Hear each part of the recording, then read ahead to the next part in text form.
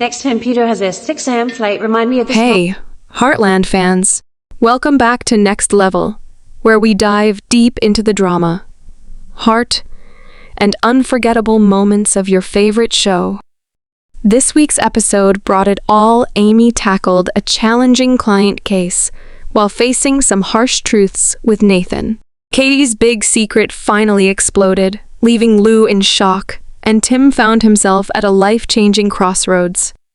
Meanwhile, Jack showed his unwavering loyalty as his friend's health took center stage. Curious about all the twists and heartfelt moments?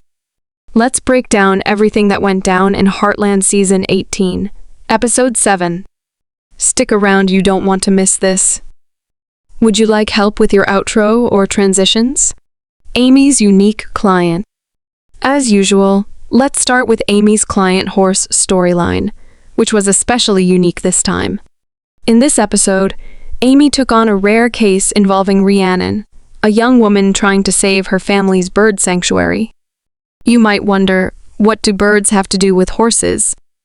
Well, Rhiannon wanted to continue her family's unique tradition of mounted falconry with her horse, Sword, and her hawk, Eerie.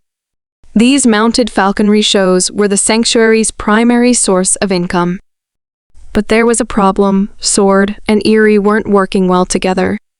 Without their successful collaboration, Rhiannon couldn't do the shows and would have to close the sanctuary, a legacy her late father had lovingly maintained. A story like Rhiannon's hit close to home for Amy, so she was determined to do everything she could to help the trio. In the wake of noticing Rhiannon's communications with Sword and Ghostly, Amy immediately distinguished the wellspring of the separation. Rhiannon's bond with Scary was solid.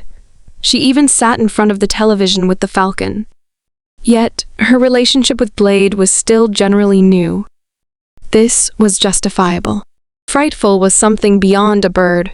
He was an indication of Rhiannon's dad.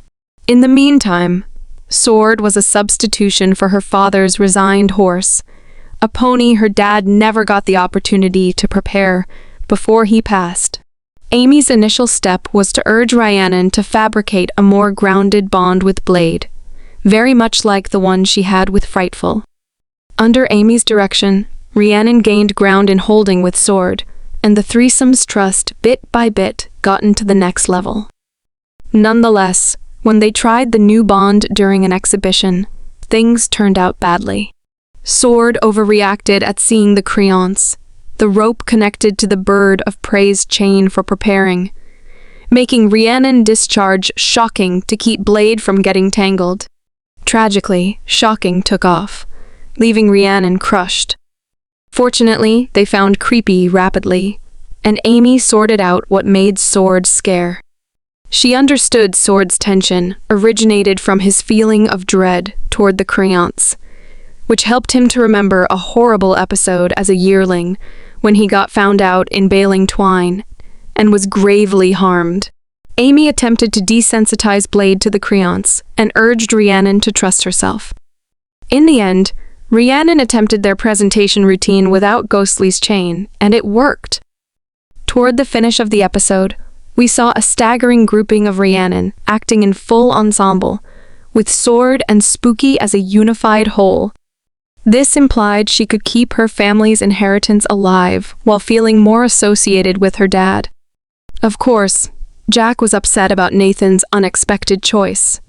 However, he had the option to isolate business from individual matters and endeavored to visit Nathan Sr. in person once again. Before Nathan could dismiss Jack once more, his father emerged from the house and immediately perceived Jack. They went through the day playing horseshoes, and since Nathan had a decent day, Jack had the option to interface with his close buddy, giving a brief look at satisfaction to Nathan and his dad in spite of his condition. It was a particularly pleasant motion on Jack's part to contact Nathan and his father subsequent to finding out about the Alzheimer's conclusion. Jack even told Nathan through and through that he could have done without the state of affairs took care of in Vancouver. While Jack's words probably won't have been a very remarkable solace to Nathan, Jack's subsequent visit appeared to assist not exclusively Nathan's father, with feeling more such as himself, yet in addition gave Nathan a little respite in the midst of the greatness of his father's sickness. Tim's new and open door. Tim likewise had a truly fascinating storyline with regards to this episode, which put him at a junction. Toward the start of the episode, we saw Tim driving a class at his rodeo school when Pol Corona moved toward him.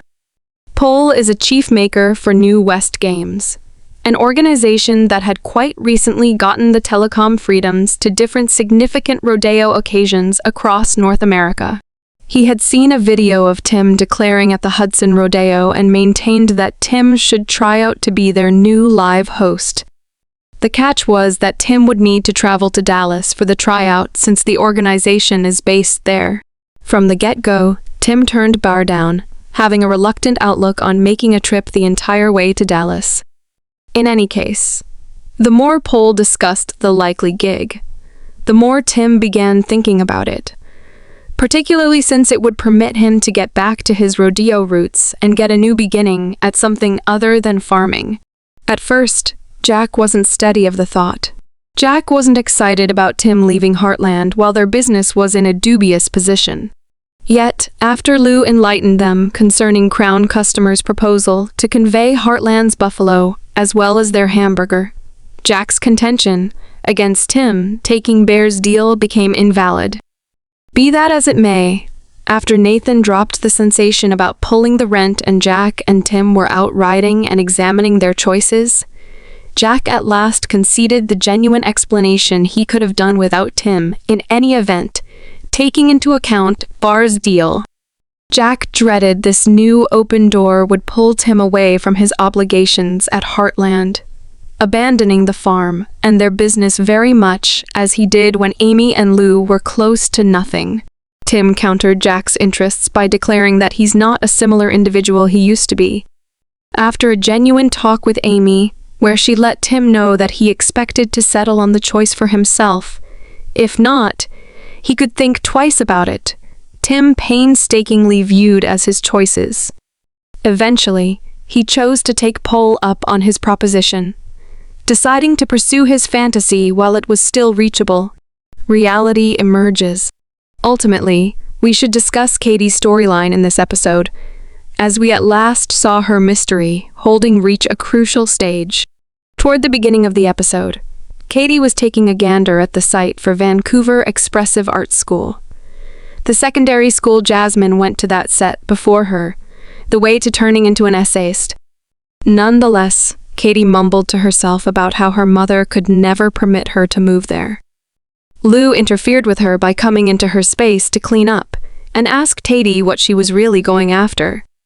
Katie was sly all along, turning out to be significantly more so after Lou found a napkin from the wine bar where Katie's composing class had post-meeting conversations. Katie guaranteed somebody had left a heap of the wine bar napkins at Maggie's, and that she'd utilized one to compose on subsequent to running out of space in her notepad. Yet, in actuality, Katie had been professing to be more established than she was to go to Jasmine's composing class, and join the gathering at the bar a while later. When Katie later asked Jasmine for advice about moving to Vancouver, Jasmine suggested meeting at the wine bar that evening. However, things didn't go as planned. Concerned after finding the library closed and failing to reach Katie, Lou discovered her daughter at the bar with Jasmine. Jasmine was understandably shocked to learn Katie's real age. While Katie hadn't been drinking, Lou was disappointed by her daughter's dishonesty.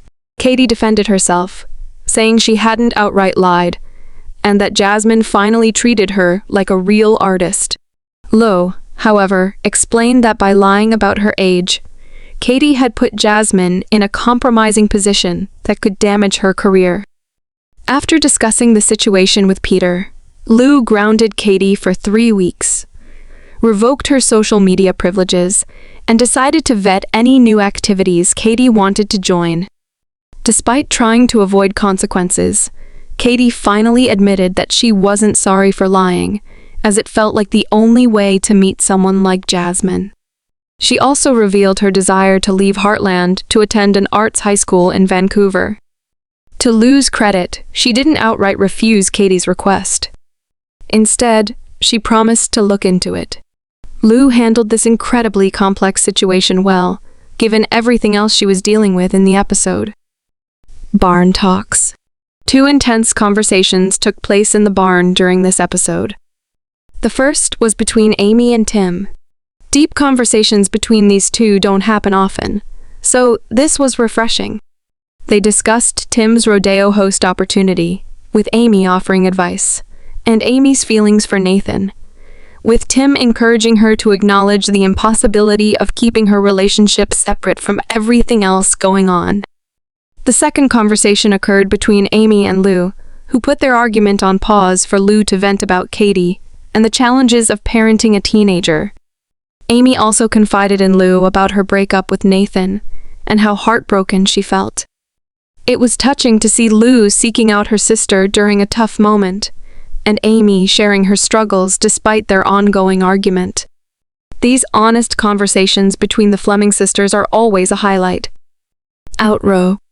This episode of Heartland expertly wove together themes of family loyalty, personal ambitions, and the challenges of following one's heart. Amy's heartfelt decision about Nathan was both poignant and inevitable, showing the complexity of love and family. Katie and Tim's journeys reminded us of the importance of carving our own paths, even when weighed down by expectations. And through it all, the Heartland Beef storyline kept the theme of family legacy alive, weaving it beautifully into the fabric of this episode. What did you think about Amy's choice? Were you surprised by Tim's decision to take a leap of faith with Rod's offer?